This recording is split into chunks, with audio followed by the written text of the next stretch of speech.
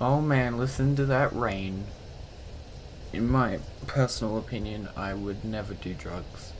Hi, welcome to this video about how your drug-induced hallucinations are actually the key to the most realistic, cutting-edge, and optimized graphics in the history of video games. Welcome to Minimized. Have you ever seen the movie Serpico? It's a prequel to Where the Wild Things Are. Okay, so I wouldn't be surprised if you're very confused right now, but don't worry, there is a method to the madness. I'm here to talk to you about who knows what. Miles, what the hell is bump mapping? And I'm only gonna watch 1 minute of this video, so you better hurry up. Okay, I'm very sorry.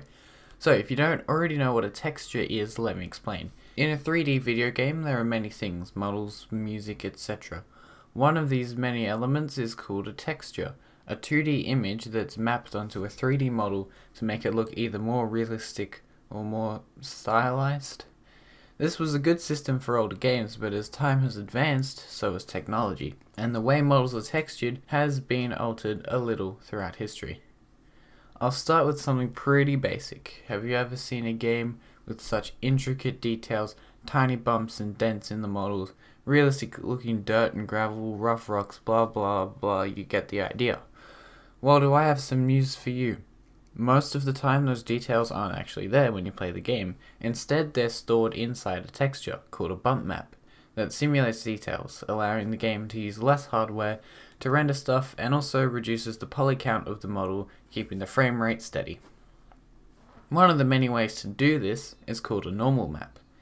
Here's some examples of normal maps.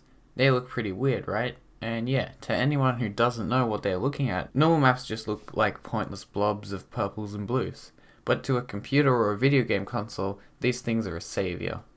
Normal maps aren't the only kinds of bump maps though, there are also other things called height maps, but that doesn't really matter, they all essentially do the same thing. Simulate depth and lighting, effects and shadows in an environment where that may not be possible in the current circumstances.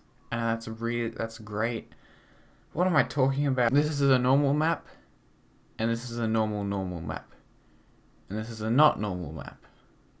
Now if you're a normal person and don't believe me, that's okay.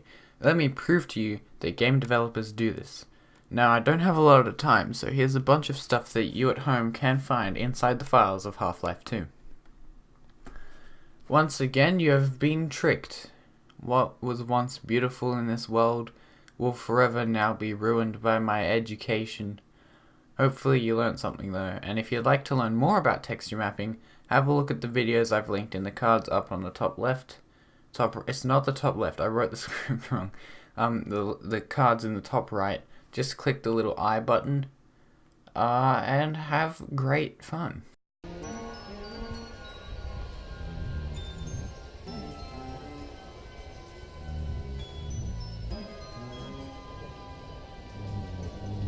If a lot of people love each other, the world would be a better place to live, and to prosper, and make funny accent that isn't correct.